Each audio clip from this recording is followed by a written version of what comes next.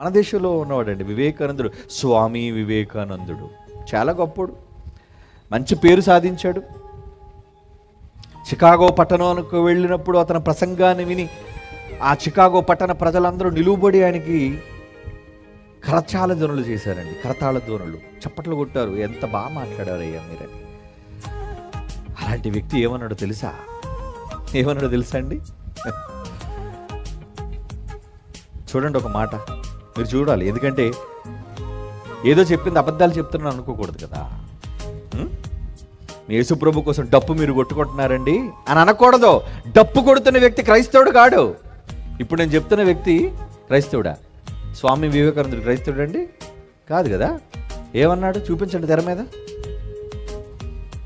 In the famous lecture Christ the Messenger delivered at Los Angeles. ఏంటి లాస్ ఏంజలస్లో మాట్లాడేటండి వివేకానందుడు. In 1900 Vivekananda told. కనబడుతుందా స్క్రీన్ మీద? సాక్ష్యం మీకు, ప్రూఫ్, ఎవిడెన్స్ లేకుండా ఏం మాట్లాడంగా. కట్టుకథలు చెప్పి బ్రతుకుతుంది ఈరోజు క్రైస్తవ్యం. బైబిల్ కోసం కట్టుకథలు చెప్పాల్సిన పని లేదు. పెట్ట కథలు, బుర్ర కథలు మనకెందుకు? అవి యథార్థ సంఘటనలు, ట్రూ విట్నెసెస్ ఉన్నప్పుడు ఇవన్నీ ఎందుకండి మనకి? ఏమంటున్నాడు? If I as an Oriental have to worship Jesus of Nazareth, there is only one way, that is to worship him as God. దేవుడుగా ఎవరినైనా పూజించాలి అంటే యేసు ఒక్కడనే పూజించాలని చెప్పాడండి. ఏం మాట అండి అది? ఏం మాట అండి? అలాగంటుంది క్రైస్తవుడు గాడు.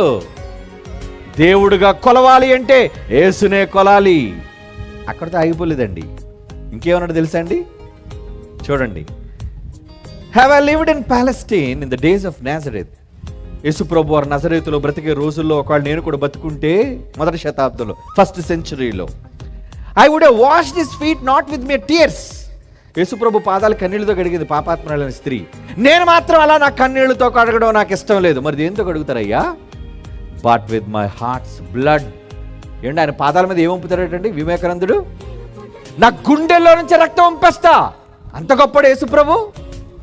అంటే మనుష్యుల రక్తం ఆయన పాదాల మీద ఒలిగేటంతటి గొప్ప పవిత్రుడు.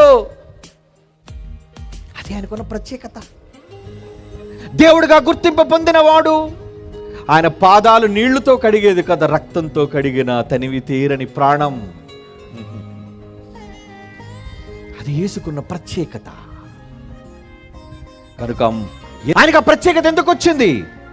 మరణాన్ని గెలిచాడు గనుక, వధింపబడ్డాడు గనుక, ముల్లోకాలలో ఆయన పేరు మారుమ్రోగి టాప్ స్థానంలో, ఉన్నతమైన స్థానంలో, ప్రప్రథమమైన స్థానంలో ఉంది గనుక. అదండి ఈరోజు నువ్వు నమ్మిన క్రీస్తు యొక్క ఘనత, నేను నమ్మిన నా ప్రభు యొక్క కీర్తి. ఆహా, ఇంత గొప్ప వ్యక్తిని నేను నమ్మాను, నా బ్రతుకు ధన్యం. నేను నమ్మింది అబద్ధాన్ని కాదు,